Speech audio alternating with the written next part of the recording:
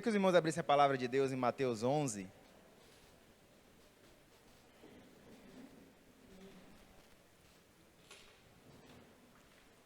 Todo mundo conhece esse texto, pelo menos o primeiro versículo, que eu vou ler, que é o versículo 28. Mateus 11, 28. Vinde a mim, todos os que estão cansados e oprimidos, e eu vos aliviarei.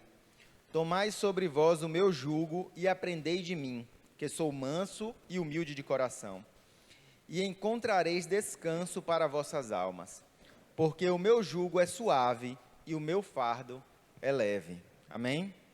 Vamos orar ao Senhor. Senhor Deus, Pai amado, ó Deus, convidamos, Pai, o Teu Espírito, Deus, neste lugar, Pai.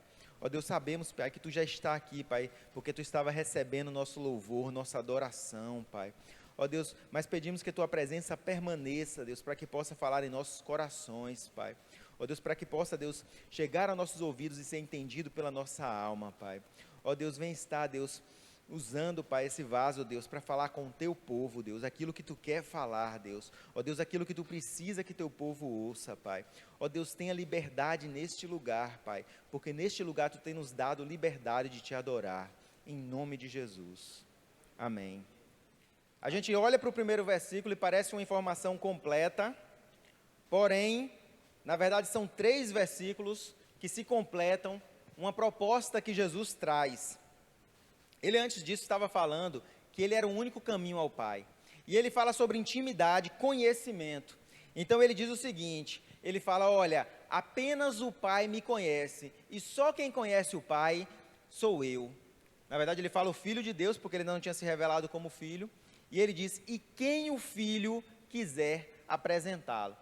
Então ele está dizendo, eu tenho conhecimento de Deus, e só terá conhecimento de Deus quem eu apresentar, quem eu mostrar a Deus, quem eu levar até Deus. Isso já tira o que todo mundo fala por aí, né? O que todo mundo não, né? O que os não crentes falam por aí, que todos os caminhos levam a Deus, ou que há muitos caminhos que levam a Deus, porque Jesus diz claramente que apenas o Filho conhece, e para conhecê-lo só há um modo, ser apresentado a ele pelo Filho. De modo, meus irmãos, que as coisas que eu digo aqui não são suficientes para que você conheça a Deus, ou mesmo que você leia a Bíblia toda, não é suficiente para que você conheça a Deus, e mesmo que você faça boas ações e cumpra todas as coisas que dizem o Velho Testamento e a lei, ainda assim não é suficiente para que você conheça a Deus. A única forma do homem conhecer a Deus é ser apresentado pelo Filho dele, por Jesus Cristo. E por isso é necessário a conversão, e é necessário que o seu sangue nos lave, e é necessário que Ele nos leve até Deus, e que Ele nos apresente Deus como Ele é, e não como um homem pode escrever. Não porque a palavra não seja verdadeira, mas que ela não pode ser entendida carnalmente, apenas espiritualmente se discerne a palavra de Deus. Porque quem falou também é espiritual, quem entender não pode ser somente carnal. E esse texto fala sobre isso. Então ele fala, vinde a mim todos que estáis cansados e oprimidos, e eu vos aliviarei. E ele já coloca aí alguns pontos nisso, ele diz cansados e oprimidos. Se você tirasse essa parte do meio, ficaria, vinde a mim e eu vos aliviarei. O que faria mais sentido, se você se lembrar, que ele está falando que só ele pode apresentar o Pai. Acaso tem alguém que não necessite conhecer a Deus? Será que tem alguém que fale, não, eu não preciso disso. Eu estou bem, eu consigo minha salvação sozinho. Ou não, eu estou bem, não tem problema eu ir para o inferno, eu estou bem lá também. Será que tem alguém que está bem sem Deus, sem a sua proteção? Mesmo os que não creem nele, acordam todos os dias pela misericórdia dele. E mesmo aqueles que desprezam a sua palavra, ainda dependem dele, porque dele é a chuva e o crescimento da semente. Eu prefiro até desligado, meu irmão. É a chuva e o crescimento da semente, tudo depende de Deus. Mas ele fala, venha a mim, os que estão cansados e oprimidos. Ele coloca uma parcela da população, uma parcela do povo, chamando até ele. Mesmo nós sabemos que todos precisamos de Deus. A palavra de Deus diz que todos pecamos e destituímos estamos da glória de Deus. E precisamos nos achegar a Ele. E Jesus diz, apenas o Filho leva ao Pai. E na hora de chamar até Ele, Ele fala, vem apenas os cansados e oprimidos. Eu pergunto para vocês, meus irmãos, será que essa palavra é para todos? Ou apenas para os cansados e oprimidos? O que nós podemos entender é que os escribas, lá em Marcos 2,16 diz assim, os escribas e os fariseus, vendo comer com os publicanos e pecadores, disseram aos seus discípulos, por que come e bebe ele com publicanos e pecadores?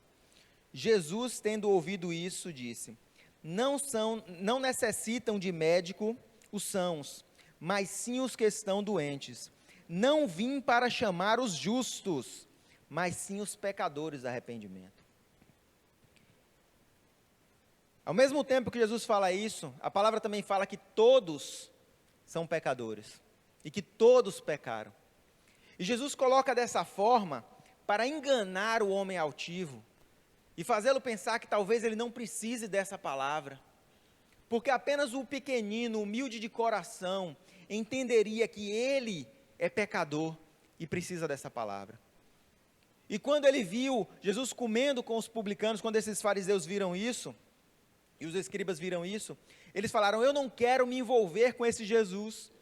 Sabe por quê? Porque desse remédio, os republicanos precisam. Desse remédio, os pecadores precisam. Desse remédio, as pessoas que são infiéis estão tomando. Então, eu não quero tomar parte desse remédio. E quando eles fazem isso, eles tiram de si a oportunidade de tomar esse remédio. Porque o remédio são para os pecadores, e eles se julgavam sãos, se julgavam justos. E por que eu falei isso? E o que isso tem a ver com o texto? A mesma coisa acontece aqui. Quando Jesus fala, venham a mim os cansados e oprimidos, ele espera que todos vão até ele. Mas acontece que algumas pessoas não se julgaram cansadas, e alguns não se julgaram oprimidos, e por isso não precisavam ir até Cristo. Para quê? Está tudo muito bem, eu tenho uma vida muito boa, eu ganho muito bem, eu não devo a ninguém, a minha saúde está boa, eu não tenho dificuldades financeiras, não tenho dificuldades dentro da minha casa, eu não tenho grandes brigas, grandes rixas, então está tudo ótimo, e eu não estou cansado, eu não estou oprimido, eu não preciso ir até Ele neste momento. E entenderam que esse chamado não era para ele, mesmo ele tendo dito no versículo anterior, que só o Filho pode levar ao Pai. E aí vai se desenhando uma coisa muito mais ampla do que um simples alívio rápido para cansados e oprimidos. O jeito mais fácil de você saber que uma pessoa está cansada, que uma pessoa está oprimida, como é que é? É pelo que ela demonstra? Não. Sabe qual é o jeito mais fácil de você saber que uma pessoa está cansada e oprimida? Pelo que ela fala. A pessoa que está cansada, que está oprimida, que está com alguma dificuldade, ela reclama, ela se queixa. E isso é claro, e é visto claramente, quando você tem alguma intimidade com aquela pessoa. Ela logo começa a falar da dor nas costas, do cansaço do dia de trabalho, das dificuldades que tem passado. Se você não tem intimidade com essa pessoa, ela não vai falar nada, mas quando se abre um pouquinho de intimidade, ela logo começa a reclamar das coisas. E a palavra de Deus também fala sobre isso, porque ela faz uma ligação sobre quais motivos o homem se queixa, lá em Jeremias, nas lamentações dele. Interessante, porque o nome do livro é Lamentações de Jeremias. Mas Jeremias não está se lamentando de suas dores, mas daquilo que Deus tem colocado no coração dele, tinha colocado no coração dele. Mas quando o homem se queixa, em geral, ele se queixa das suas dores e não das dores dos outros. Esse é o mesmo motivo pelo qual os homens não se entendiam como cansados e oprimidos e necessitados de se aproximar de Cristo. Mas ele fala, Jeremias, lá no seu livro de Lamentações, que o homem se queixa do seu próprio pecado. O homem se queixa do seu próprio pecado.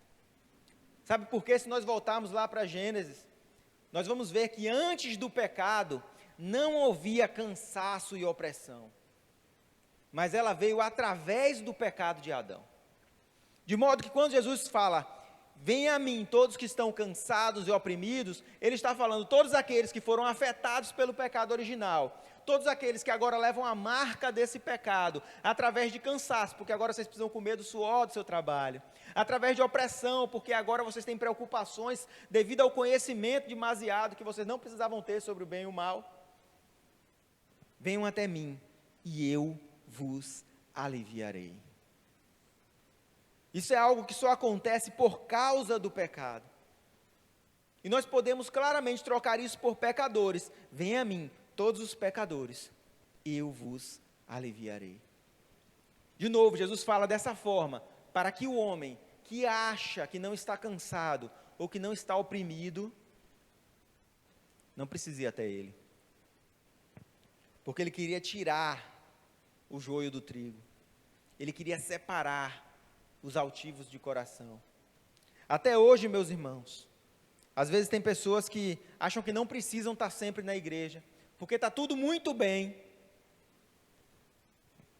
E o Geogral falou muito bem sobre isso, porque sabe uma coisa em comum com essas pessoas? Elas reclamam, se queixam. Então talvez se eu perguntasse aqui para vocês, vocês estão todos cansados e oprimidos? Nem todos levantassem a mão. Mas com certeza se eu pergunto, vocês têm algum motivo para se queixar? Meu irmão, todo homem se queixa. Todo homem reclama.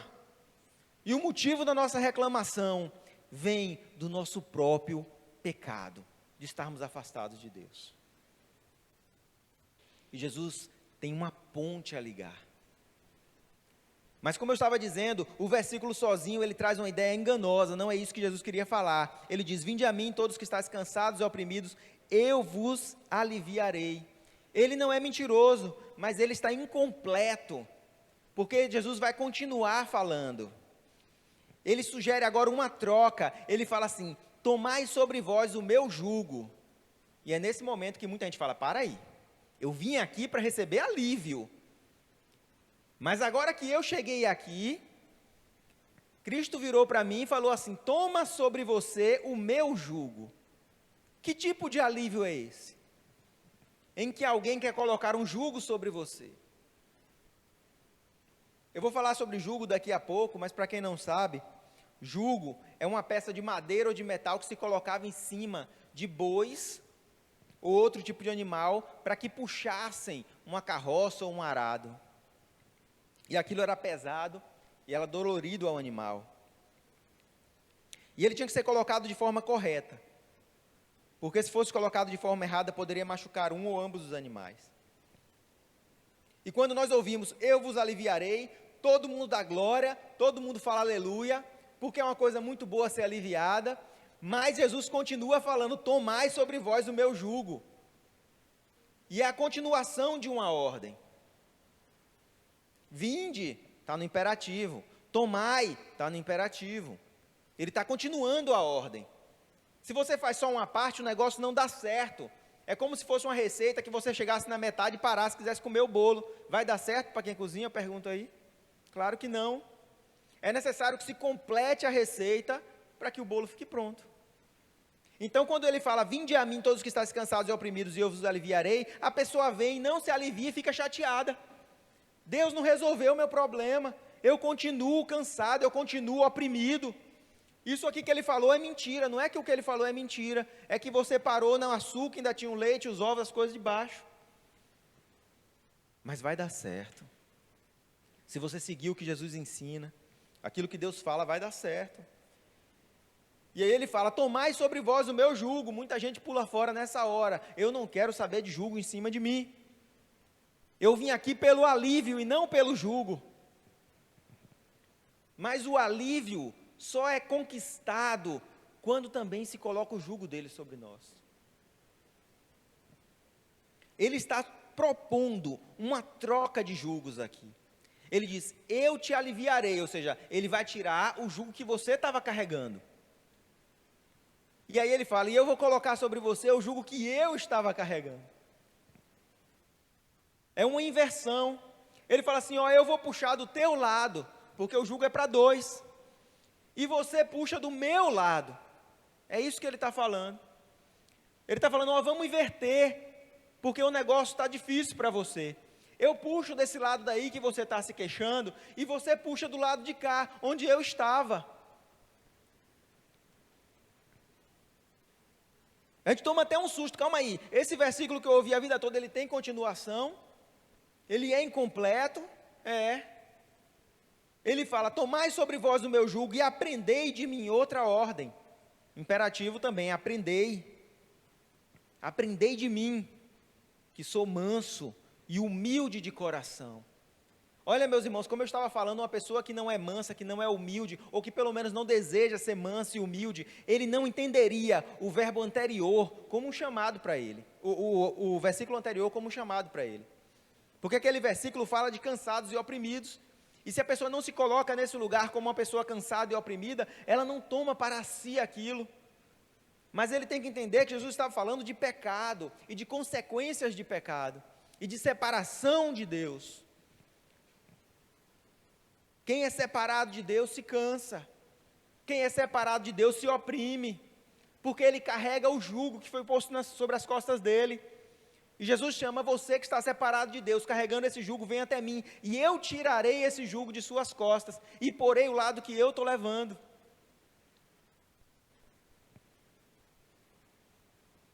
O jugo fala sempre sobre dois. É interessante que quase todas as palavras vindas de justiça se derivaram de jugo. Até quando você fala cônjuge, você está falando conjunto em jugo, ou companheiro de jugo. Porque quando você amarrava dois bois para puxar o jugo, eles eram cônjuges. E hoje, quando o homem casa com a mulher, eles se tornam cônjuges, porque a partir de agora, o jugo que um levava, os dois vão levar juntos.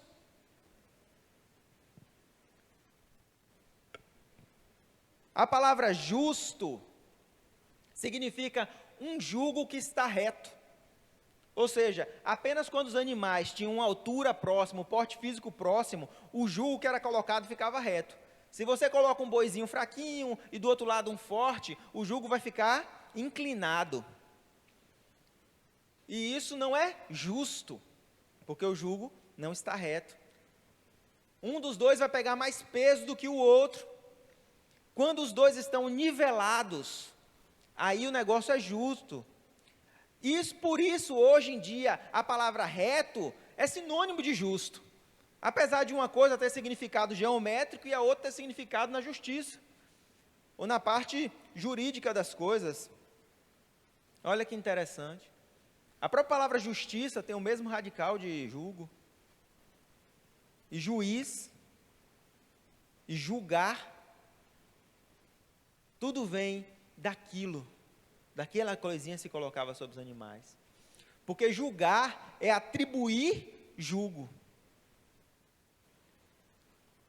É isso que Deus fez, atribuiu o jugo. Só que o jugo que nós estávamos carregando, não era o jugo que Ele tinha atribuído para a gente. Porque o jugo que estávamos carregando era o jugo do pecado. E Deus, o juiz, não atribuiu esse jugo a mim e a você.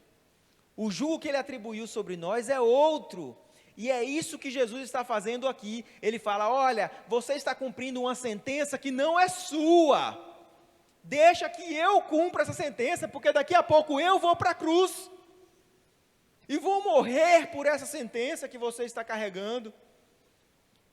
Pega a minha sentença. E como é que era a sentença de Jesus? Ele vai falar no versículo 30. O meu jugo, a minha sentença, o jugo que me foi atribuído, é suave e leve. Porque nós éramos pecadores, e Ele era filho do Santo Deus. E Ele fala para a gente, vamos trocar de jugo? Meus irmãos, que loucura é essa? Sabe aqueles filmes da Disney que chega a princesa para a plebeia e fala assim, ó, vamos trocar de vida? É isso aí. No filme até parece que faz alguma vantagem para o lado da princesa, né? Mas não, meus irmãos. Jesus fez algo que não era vantajoso para Ele, quando Ele veio até aqui trocar de jugo conosco. Porque o jugo que nos foi atribuído por alguém que nos julgou, ou seja, colocou sobre nós um jugo, foi um jugo de pecador. Mas Deus falou: não é esse jugo que eu coloquei sobre vocês, não é isso que eu queria para vocês. Quem colocou isso foi o pecado, e é através dele que vem as dores, o cansaço, é por causa dele que vocês se queixam. E se não fosse por isso, se vocês carregassem o meu jugo, vocês nem se queixariam, porque meu jugo é leve, meu fardo é suave, é tranquilo. E Jesus propõe agora essa troca, uma troca que só se vê em filmes, porque ninguém em sã consciência trocaria a família real, ainda mais ser filho de Deus, o rei de todo o universo, por uma vida de um pecador, por uma pessoa que estava condenado à morte e ao inferno. E esta é a proposta que ele faz. Você vê, meus irmãos, apesar de nós termos que tomar sim um jugo nessa proposta, a proposta é muito melhor do que um simples alívio. Um alívio ao cansaço, um alívio às dores. Ele está lhe fazendo uma proposta de carregar o jugo de um príncipe, de uma princesa, de alguém que é filho do Deus Altíssimo. Essa é a proposta que chega aos nossos ouvidos, chega às nossas mãos, e muitos de nós rejeitamos.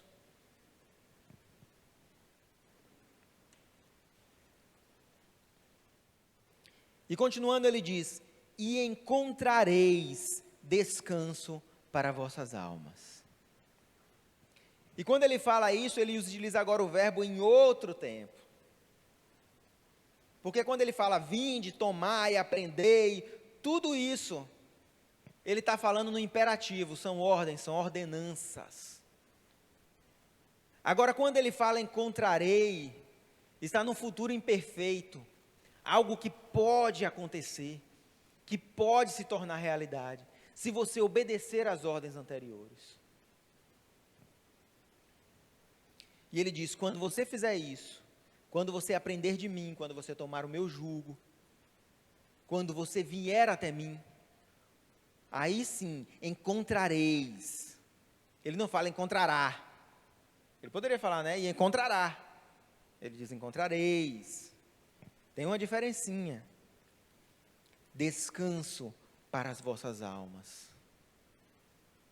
É necessário que você continue indo, continue tomando o jugo, continue aprendendo dele, e aí sim você encontrará.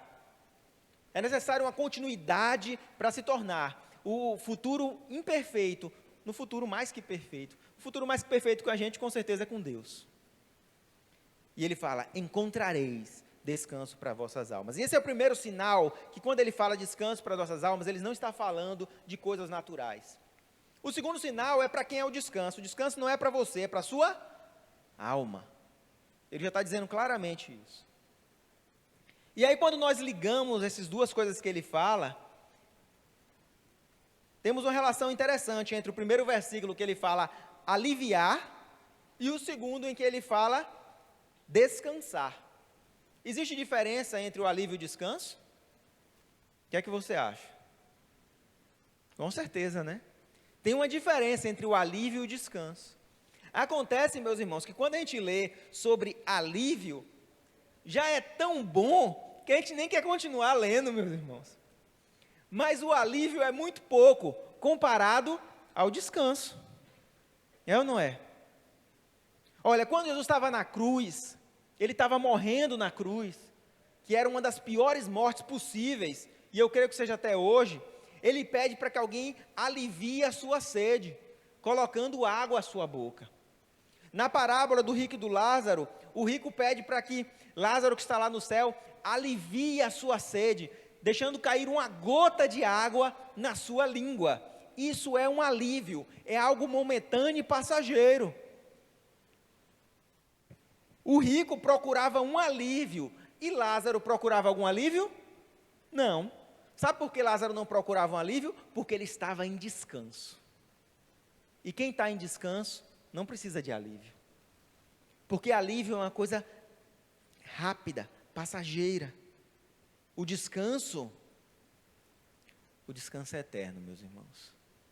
O descanso, ele realmente regenera, recupera, renova as forças. Mas aqui na terra nós vamos buscando alívio. E todas as coisas maravilhosas que possamos alcançar aqui, Jesus chama de alívio. Olha, isso é um pequeno alívio, um pequeno esquecimento aos problemas. Tudo que nós temos conseguido não se refere ao descanso, mas sim ao alívio. A vida aqui é tão cruel que quando a gente consegue se aposentar para descansar, a gente já está com 70, não dá mais tempo. Que é isso, meus irmãos? Já o que Jesus nos fala é, olha, viva uma vida inteira aí e descanse a eternidade toda comigo. Não que nós não vamos trabalhar na glória, mas é porque o trabalho não vai nos trazer cansaço e opressão. Ele não fala, o descanso é não trabalhar. O que ele fala é, o descanso é não ficar cansado, é não ficar oprimido. Olha só para Deus. Deus por 6 dias constrói o universo, a terra. Não sei se o universo já existia, ele fez só a terra, ou se ele fez o universo, não sei. Mas ele faz a criação em 6 dias. E no 7º ele descansou. Aí eu te pergunto, Deus ficou cansado? Ele ficou cansado? Não. Ele não ficou cansado. Ele não precisava de um alívio para o seu trabalho. Mesmo assim, ele descansou. Ó, meus irmãos, se isso não é ser abençoado, eu não sei o que é ser abençoado. Você faz seu trabalho, ele não te cansa e mesmo assim você descansa. Que coisa maravilhosa.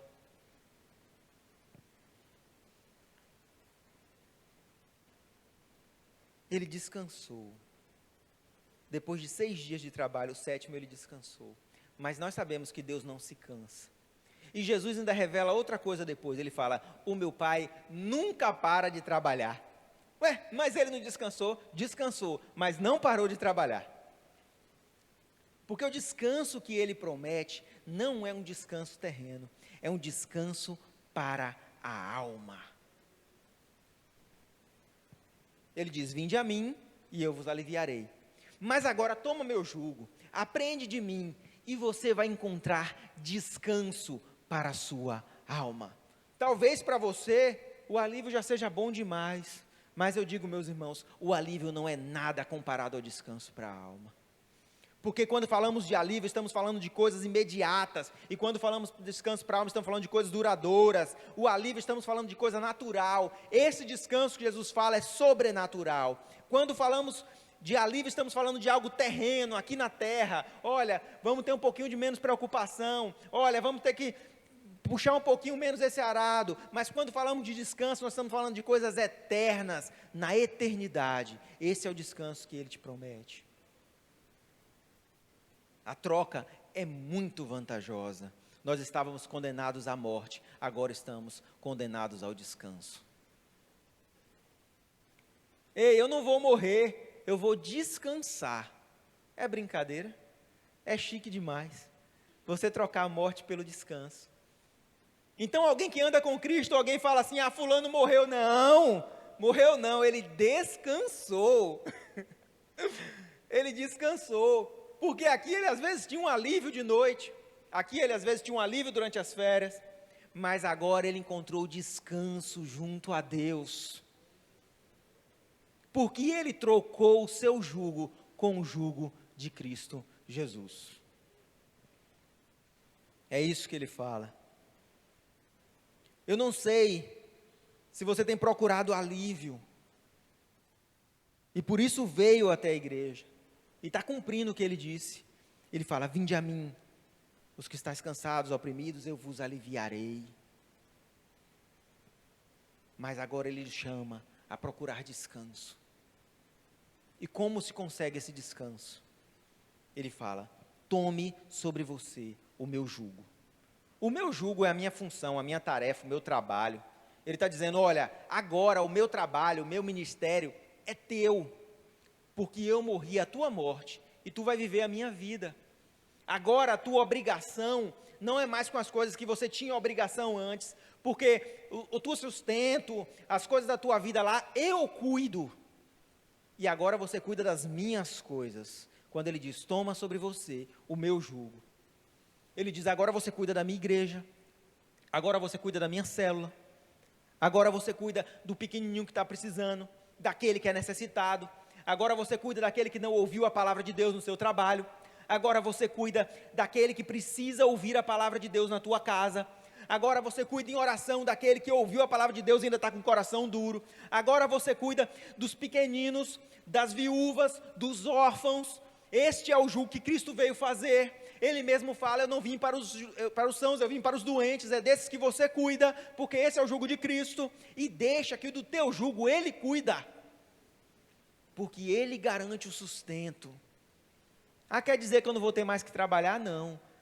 Eu não estou falando aqui de descanso para o corpo, eu estou falando de descanso para a alma. Porque as piores coisas que nós temos enfrentado nesse tempo, meus irmãos, não são o cansaço e as doenças do corpo, mas o cansaço e as doenças das almas. Eu tenho visto, eu me choquei outro dia na internet, tendo visto quantos jovens desejam a morte, e falam, estou criando coragem para tirar a minha vida. Não porque os seus corpos estão cansados, ou porque os seus corpos estão doentes, mas porque as suas almas estão cansadas e porque as suas almas estão doentes. E por esse motivo eles são afligidos dessa forma. Pessoas que têm um futuro pela frente, e que Deus tem obras e maravilhas para fazer e demonstrar, e não sabem o que fazer com a sua vida. E quando alguém não sabe o que fazer com a sua vida, ele deve fazer a mesma coisa quando ele não sabe fazer com qualquer coisa. Deixa nos pés de Cristo, porque Cristo sabe muito bem o que fazer. Ele sabe tornar algo que não tem sentido útil e maravilhoso. E Ele sabe pegar as coisas que não são para tornar que são, e para confundir as que já eram. E Ele sabe pegar os pequenos para confundir os grandes. Porque é isso que acontece quando nós colocamos algo aos pés de Jesus. Daniel e seus amigos estavam lá na Babilônia, e eles iam ser servidos pelos banquetes melhores possíveis, para se engordar e fortalecer. Mas aqueles banquetes não vinham da parte de Deus. E ele ofereceu com seus amigos um jejum, e falou, nós não comeremos das gorduras da mesa deste rei, comeremos apenas verduras e frutas. Olha, meus irmãos, alguém chega para mim às vezes e fala assim, não, você tem que fazer um regime, comer mais salada, não sei o quê. Eu mostro na Bíblia que isso não está certo. Porque a palavra de Deus diz claramente na Bíblia, você pode procurar em Gênesis, que nos é dado o direito de comer de todos os animais e de todas as frutas, e se nós quisermos das verduras. Vê lá na Bíblia e vê se não é verdade. Está escrito assim. Vocês estão rindo, mas é assim mesmo. Se quiser, também pode comer as verduras. O próprio Deus diz que não é tão importante assim. Fala que a carne, a fruta mas as verduras, você pode ir lá em Gênesis ler. Eu li outro dia, mas foi um alívio para a minha alma também. Eu não sou muito fã de verdura. Eu gosto de tomate, tomate é fruta. E aí, como é que fica? Mas brincadeiras à parte, é o que eles falam. Eu vou abrir mão das proteínas e vou viver aqui das verduras. É um jejum, um grande sacrifício. Quase chorei quando li a tristeza de você abrir mão da carne. Não do pecado da carne, mas de uma carninha assada. É bom demais, né, meus irmãos? Mas olha o que acontece. Eles ficam mais fortes do que os outros que estavam comendo as carnes. Isso é natural de forma alguma. De forma alguma, meus irmãos. Alguém pode ser saudável sem comer essas coisas. Não é natural. Vai ficar mais fraco. Porque não é isso que a palavra ensina. Agora, eles não ficaram mais fracos. Eles ficaram mais fortes. Por quê? Porque eles tinham um propósito com Deus. Mas não é comum. E eles fazem esse propósito e alcançam algo acima do que eles poderiam alcançar com as coisas da terra. Isso é mover o sobrenatural. Isso é ir além. Você não esperava isso, mas isso aconteceu. E os homens não podem explicar isso. Mas daqui a pouco eles estavam melhores do que aqueles que tinham comido dos manjares do rei.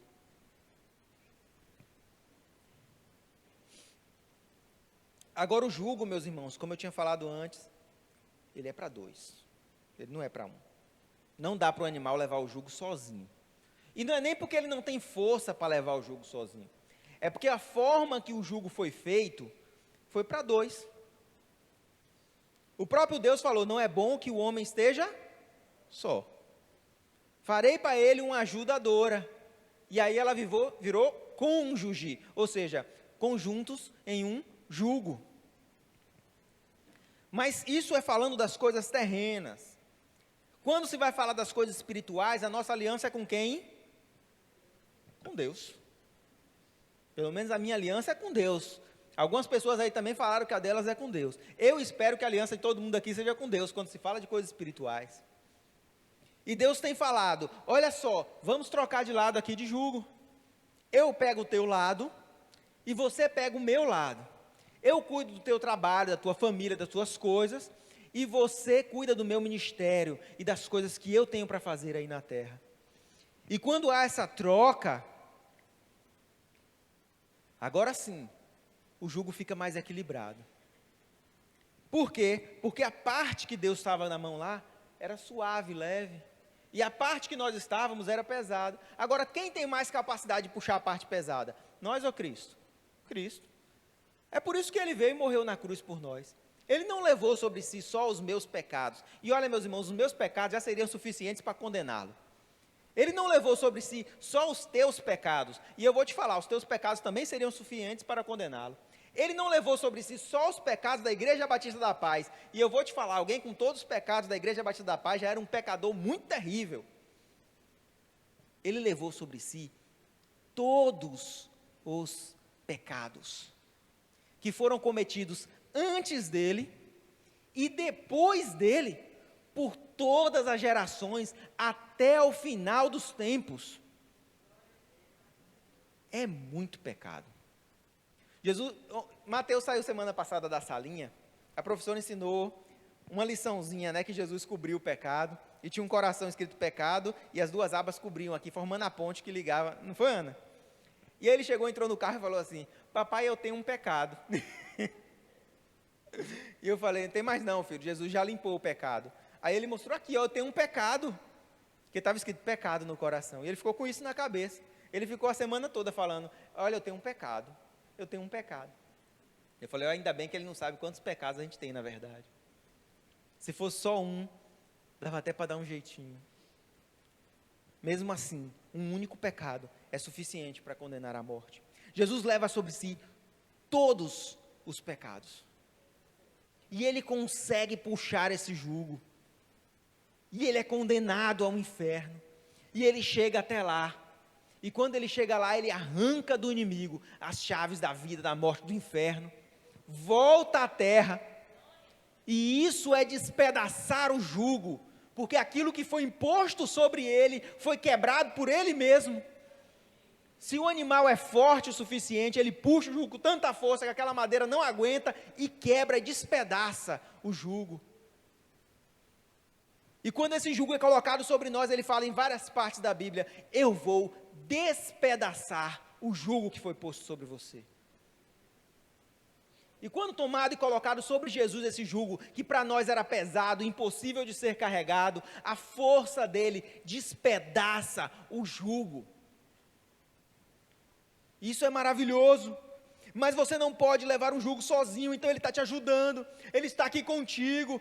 Quando você passa por um momento difícil, saiba que ele está cônjuge a você, ali do seu lado, conjunto, com o mesmo jugo, carregando junto de você. Quando alguma dificuldade te entristece, saiba que entristece ele também. Quando alguma coisa é difícil para você, saiba que ele está contigo, te ajudando, com mãos dadas, ligados, não só pelas mãos, mas pelos ombros, para que carreguem juntos. Porque às vezes nós sentimos solidão e fraqueza, é porque não conhecemos quem está do nosso lado, carregando conosco o jugo. E se está pesado demais, peça para trocar de lugar com ele, e fala: pai, agora tu pega esse lado daqui, porque eu não aguento mais. Está difícil para mim. E se você não sabe que jugo é esse, preste atenção nas suas palavras, e quando você reclamar, aí você vai saber que jugo é esse que está difícil demais. E eu te digo, meus irmãos, logo, logo, em algum momento, você vai reclamar de alguma coisa. E aí você vai perceber que existe algo te incomodando, te enfraquecendo. E que você ainda não entregou nas mãos de Deus. Porque quando você entregar nas mãos de Deus, não vai ter mais motivo de reclamar daquilo. Só de agradecer. Ontem no encontro de casados, eu até falei para a Alessandra assim, né? Eu falei, Ale, a gente está com uma pessoa e tem a parte boa e tem a parte ruim. E para aguentar a parte ruim, você tem que se lembrar daquela passagem que Deus fala assim, aceitaste o bem com prazer e o mal não quer aceitar? É a parte boa, a parte ruim. Não tem jeito. Agora o jugo ficou pesado. Deus ajuda, Senhor. Age com providência. Ou providência nessa pessoa para mudar, ou providência em mim para ter mais paciência. Um dos dois tem que... Deus tem que fazer alguma coisa. Não tem jeito. E Deus ajuda. Às vezes no trabalho está mais difícil. Divide o jugo. Aceita esse jugo. Troca de jugo com Deus. Agora, meu irmão, não adianta você trocar de jugo com Deus se você não for puxar o outro lado. Se você não for seguir seu ministério. Se você achar que você trocou de jugo para ficar sentado e Deus fazer tudo. Porque o jugo é para dois. Você tem um ministério na sua célula, na sua casa, na sua igreja. E você precisa puxar esse ministério. Porque senão Deus vai puxar na frente. E sabe o que acontece quando um boi puxava e o outro ficava parado? Tinha algo preso aqui na garganta, que puxava a garganta do que ficava parado. Enquanto o que estava andando sentia o peso nos lombos, o que estava parado sentia o peso na garganta. E aí o que acontecia? Você achava mais fácil o que estava sentindo os pesos no lombo parar, ou o que estava sentindo o peso na garganta começar a andar? O que estava sentindo o peso na garganta começava a andar na mesma hora. Porque quando algo é colocado como peso em nossa garganta, meus irmãos, a gente começa a agir. Porque isso fala sobre forca, morte, sobre manter a vida. E nós temos esse sentimento que o Espírito Santo coloca sobre nós. Quando nós não estamos fazendo a obra de Deus, nós sentimos algo nos incomodando. É um sentimento como algo puxasse a nossa garganta e falasse, não está certo eu estar parado, não está certo eu não estar me movimentando, olha só, já faz 2 anos que eu estou sem ministério, o que eu fiz esse ano na igreja, e esse sentimento dá um nó na nossa garganta, devido ao jugo que nós não estamos puxando, e ele está na nossa frente, e nos puxando, e nós deixamos de puxar o jugo, e começamos a ser puxados pelo jugo, porque paramos. Nós não fomos feitos para parar, nós não fomos feitos para ficar parado, o nosso descanso é o descanso da nossa alma, e não do nosso corpo, puxa o jugo que Ele colocou, e para alcançar isso, para terminar, Ele diz, tomai o meu jugo, e aprendei de mim, Ele poderia falar só, olha, pega o meu jugo e leva, pega o teu ministério e faz, pega essa parte daqui espiritual e progride. Ore mais. Louve mais. Queira mais. Busque mais. Mas ele fala, aprenda mais. Aprenda mais. Porque sem aprender de Deus, nós não podemos satisfazê-lo. É impossível você alegrar o Senhor se você não o conhece. Quando nós vamos aprendendo um pouco também sobre atendimento a cliente, uma coisa que a Alessandra sempre fala lá na loja, se você não conhece o cliente, você não pode atendê-lo. Você não tem como atendê-lo bem. Você com certeza vai falar de alguma coisa que ele não gosta, ou vai agir de alguma forma que o incomoda. A menina que trabalha para a gente vai atender o cliente que tinha o mesmo nome que ela. Ela falou assim, poxa, você tem o mesmo nome que eu no telefone. A cliente falou, meu nome é composto, tal, tal. Aí ela falou para mim, tudo bem, é só não chamar ela desse nome, eu chamo do outro. Aí eu perguntei para ela, como ela se apresentou? Ela disse, ela se apresentou pelo primeiro nome. Falei, e você sabe se ela gosta de ser chamado pelo segundo? Você não sabe se ela gosta de ser chamado pelo segundo. Aí o cliente entra na loja e ela começa a chamar o cliente do nome que ele não gosta, talvez. E fica o atendimento todo chamando ele para o nome que ele não gosta. Isso vai dar certo? Não. Mesmo que subconscientemente, ele vai se chatear. Então você precisa conhecer a pessoa para servi-la. Isso é muito importante. E Jesus fala, aprendei de mim. Me conheça. Jesus gosta do jeito que você está chamando Ele. Ele gosta do jeito que você se veste para encontrar com Ele. Ele gosta do jeito que você fala com ele. Eu vi gente na internet falando assim, eu chamo Jesus de meu brother, meu irmão, meu mano. Será que Jesus gosta disso? É assim que o Rei dos Reis, o Senhor dos Senhores gosta? É assim que o general dos exércitos celestiais gosta de ser chamado? É dessa forma? Porque se for, eu não sei. Tenho que aprender mais. Como será que Deus gosta de ser servido? Como será que Ele gosta que nós nos portamos nos lugares? Porque se nós vamos a um lugar a servi-lo, nós temos que fazer da maneira que Ele quer. E Jesus diz, aprendei de mim. Aprendei de mim. Meus irmãos, se você conhece a Jesus, fica mais fácil levar o jugo. Você sabe no momento em que Ele vai dar uma carreira, e você vai dar uma carreira junto. Você sabe no momento em que Ele vai andar mais devagarzinho, e você vai andar mais devagarzinho junto. Você sabe até o momento de parar para beber água. Quando você conhece aquele que está ao seu lado, Jesus. Se o jugo é uma aliança, é um compromisso, você precisa conhecer quem você está compromissado. Olha, eu sou bastante desatento, até hoje a Alessandra vira para mim às vezes e fala, tu parece que não me conhece, porque eu estou desatento, e ela reclama. Olha, Alessandra, o motivo da reclamação é o pecado, viu? Cuidado, não reclame muito não. Mas às vezes reclama, e com razão. Por quê? Porque a pessoa está sem perceber as coisas. Mas quando você conhece, aí vai ficando mais fácil alegrar. Né? Fala, eu conheço fulano, eu vou comprar tal coisinha aqui para ele, que eu sei que ele gosta. Eu vou fazer isso aqui de tal jeito, que eu sei que ele gosta. Agora, se você não conhece, uma funcionária nova foi dar um presente para a Alessandra lá na empresa, né? Um presente para a chefe no primeiro mês, não sei o que lá. Comprou um chocolate que ela detesta. Detesta. E aí, adianta? Adianta tentar alegrar? Não deu certo. A gente até fala assim, o que importa é a intenção. É verdade, meus irmãos, a intenção tem alguma importância. Mas se ela tivesse dado um chocolate que ela amasse, com certeza o efeito era muito maior. O que faltou não foi a boa vontade. O que faltou não foi a disposição. Às vezes falta conhecimento. E o conhecimento é tão importante que a palavra de Deus fala assim, o povo perece porque lhes falta conhecimento. Eu quero que os irmãos se levantem, não vou demorar mais. Já vai dar 12 horas, não quero que ninguém fique com fome, senão os irmãos vão reclamar e eu vou ser o culpado.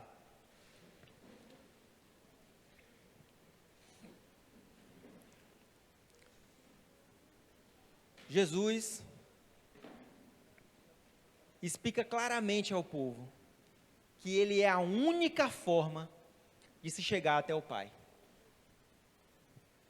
Nós vamos ouvir várias fórmulas mágicas de se conhecer a Deus, de se chegar até Deus.